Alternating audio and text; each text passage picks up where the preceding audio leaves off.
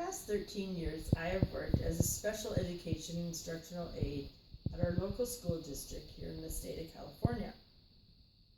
According to my school district employee reference booklet, the governing board believes that the maintenance of drug and alcohol-free workplaces is essential to staff and student safety and to help ensure a productive and safe work and learning environment. This means I can be randomly drug tested at any time for no apparent reason, and if I am found to be under the influence of drugs, I would be sent home without pay. This seems fair and equitable. I go to work free from drugs, I get paid. If I use drugs and am discovered to be under the influence, I am sent home, no more paycheck. If I'm not working and I need to go on public assistance or welfare, I can use drugs and still be paid. And this is accurate in 2016. By implementing drug testing of welfare recipients, this would aid in fewer people using drugs. Today, I would like to discuss the need for mandatory drug testing for all welfare recipients. What about children living in the homes with parents using drugs that are receiving public assistance? Our country needs to institute a drug testing policy for welfare recipients, just as employers do for their employees. Taxpayers would have to be willing to pay additional taxes to cover the cost of drug testing, and additional funding would be required for counseling and rehabilitation to make the program work once confirmed drug users were in recovery. Such welfare recipients should be closely monitored. And by no means am I trying to say people in need of public assistance are all drug users. Statistics show up to 80% of all welfare recipients are employed. What I'm trying to say is there needs to be a way we can stop drug users from receiving public assistance. When they are counseled and rehabilitated, they can go back to receiving benefits. The majority of the special needs children I work with are on some form of public assistance and also receive free lunches at my school. In addition, we have a local church that donates food to our Friday food club each week. This club gives students in need bags of food each Friday to take home so they have something to eat over the weekend. I wholeheartedly agree with this program because I never want to see a child hungry. Last year, one of the 6th grade students I worked with was and still is a member of our Friday food club. Julio was much smaller and skinnier than most of the other 6th graders. All 10 of his knuckles on his fingers were calloused from chewing on them.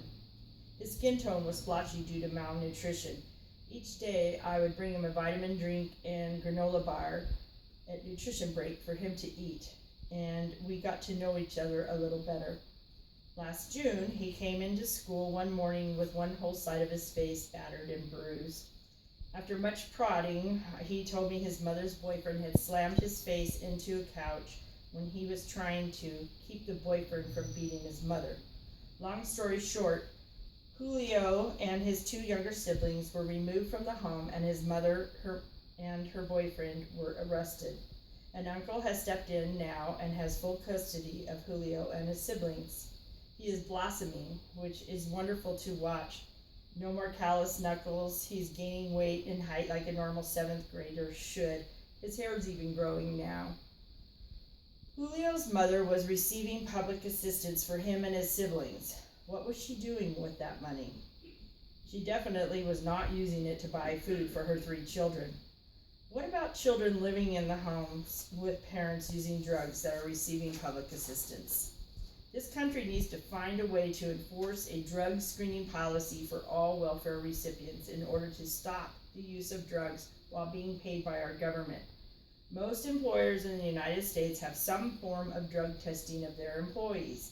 These employees see it as a normal way of life, just as I do working for the school district.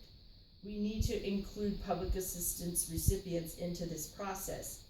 We should all be treated equally when being paid money to live. As of March of this year, there are 17 states that have proposed legislation for requiring some form of drug testing or screening for public assistance recipients, according to the National Conference of State Legislators. Federal rules allow drug testing for temporary recipients at this time. Kansas has enacted legislation for drug testing of applicants and recipients for controlled substances back in 2013. Georgia has passed legislation, and Tennessee has approved a plan for substance abuse testing. Utah passed legislation for applicants to complete a written questionnaire for screening of drug use. Our country writes bills and legislation regarding drug testing for public assistance recipients, but is not willing to enforce these at this time. For example, House Bill 1483 from Indiana passed in both the House and Senate in 2013, but failed in the 11th hour in conference. Doug Masson writes in the Indianapolis Business Journal, "So how much does the state stand to save if it implements this system to keep druggies off welfare?" He says negative $2.6 million in the first year, according to the fiscal impact statement prepared by the Nonpartisan Legislative Services Agency. Implementing this constitutionally suspect system for treating the poor like criminals will likely cost taxpayers millions of dollars. He asks, what is the point? Well, the point, according to Crystal Lombardo of Vision Launch, she states, by removing drug abusers from the welfare programs, there is the potential of being able to save millions of dollars every year. This is because drug use while on the program is specifically against the agreements that are signed to receive the government benefits in the first place. What's the good of having a policy of requiring abstaining from drugs if it isn't enforced? A coworker at the school I work at made these comments to me personally in favor of mandatory drug testing for all government-paid recipients. Quote, adults receiving a welfare payment should be carefully observed by the state worker at the office for suspicious behavior. If there is a reason to believe that the recipient is high on drugs or alcohol or a combination, that person should be required to receive some type of alcohol or drug testing. He continued that welfare payments should not continue indefinitely when the person receiving them has done nothing positive to rehabilitate themselves or find some steady employment.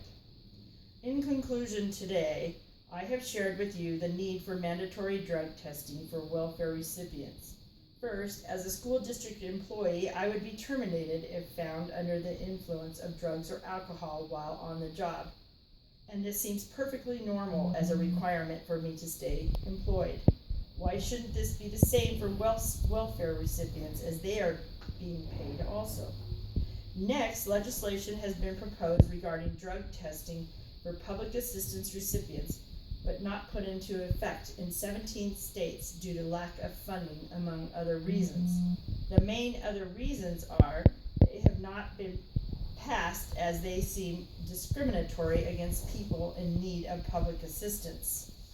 And lastly, there is a dire, desperate need for some form of screening of drug users receiving welfare so that their children have a better chance of surviving in this world.